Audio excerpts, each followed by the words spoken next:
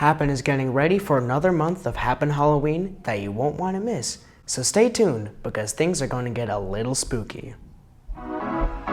Welcome to KMNH, Kids Making the News Happen. Hi, I'm Joey, and thanks for watching KMNH.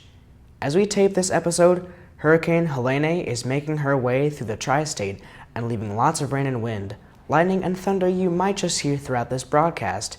It's really pouring outside, and it looks like, as we record this broadcast, we have a few more hours of high winds before it's predicted to get better tonight, and we are expecting more rain tomorrow. We are expecting some schools to even let out as early as this afternoon as students face high winds at their bus stops. 38,000 people don't have powers in their homes in Cincinnati because of the hurricane nearing Florida. Hurricane Helene has taken out power in over 4.6 million homes in total, and the numbers are going to keep rising as the week progresses. A lot of people need electricity right now, so I'll tell you some tips on how to get electricity during these complicated times. If your power goes out, then the best way to get electricity fast is to use other power sources like batteries, portable chargers, and power banks.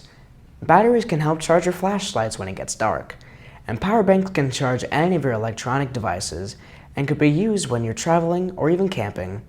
Remember, keep refrigerator doors closed and don't use any gas stoves or ovens to heat your homes, and disconnect all appliances and electronics to avoid any damage from electrical surges. You can use candles, but make sure not to put it anywhere flammable. Joey made a story about monarchs 2 weeks ago with some basic facts about the species. Another basic fact, however, is that monarchs and other bugs are dropping in population. A meta-analysis of 16 studies found that the insect population has dropped by 45% in just 4 decades.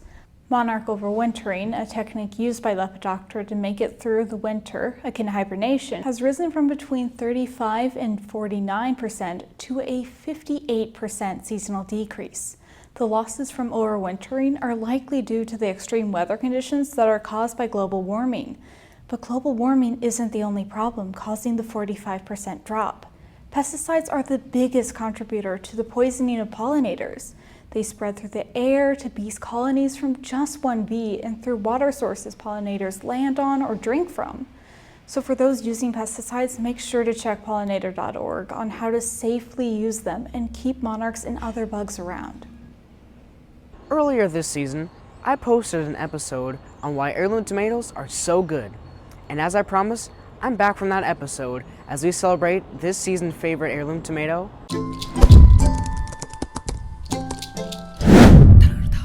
Without a doubt, it's the Cherokee Purple Cherries. It's been a favorite of kids and their parents that have participated in the Do Good program. It's also the favorite of the Teen Garden Club and even our neighbors, Gula Street Restaurant, who have created a special salad with this delicious vegetable. So if you haven't tasted, seen, or even heard of the Cherokee Purple Cherry, you have to try one, or even grow it yourself next season. It's classified as an indeterminate, which we learned on an early episode that it will keep growing and producing tomatoes until the first frost. It's best described as a mid-sized round cherry tomato that has a beautiful, deep and purple color with a full fruity tomato taste. One plant produces a lot, which is needed because it's easy to eat right off the vine as you're working in the garden. As their name suggests, Cherokee purple tomatoes were first cultivated by the Cherokee people. Eventually, John Green of Surreyville, Tennessee, got his hands on the seeds of these tomatoes.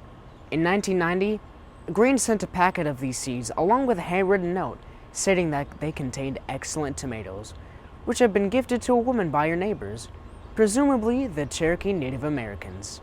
This letter was delivered to a retired chemist from Raleigh, North Carolina, named Craig LeHoulier. The chemist had been a member of the Seed Savers Exchange since 1986, a program that connects seed collectors and to propagate diverse plant varieties.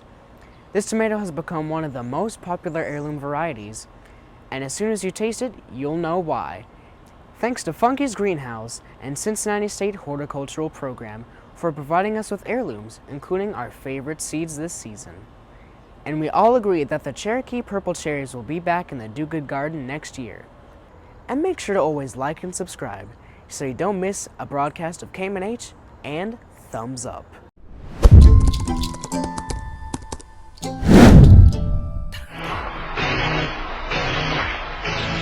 Hi, I'm Jude, and welcome to KMNH Sports. We'll start off in the NFL. The Bengals, sadly, have a decent number of injuries, including tight end Tanner Hudson, defensive tackle Sheldon Rankins, and star defensive end Trey Hendrickson. Some key Week 4 matchups to keep an eye on are Bengals at Panthers, Cowboys and Giants, and the Philadelphia Eagles against the Arizona Cardinals. Next up, the Reds. TJ Friedel scored on an error against the Cleveland Guardians in the 8th inning to tie the game at 2. Now onto some FC Cincinnati. FC is still second in their division, 8 points behind Inter Miami. FC stands at 17th overall in the MLS. Finally, fantasy football. Here are some sleepers people should be starting. Malik Neighbors, Xavier Worthy, Kayla Williams, and Justin Fields. A few people to think about not starting because of injury are Jordan Love, Evan Ingram, and Kenneth Walker III. As always, thanks for watching, and thank you to my brother Arlo for the pictures. Bye! Things are getting spooky at Happen as we get ready for a Happen Halloween. Don't miss the upcoming Halloween activities in the Happen Open Studios. Parents and kids have already created ceramic pumpkins and play ghosts. There are lots of activities and events, so make sure to check out Happen's calendar in the window or online at happeninc.org. Thanks for watching this episode of KMNH. Make sure to leave a comment down below and like and subscribe so you don't miss any of our upcoming episodes.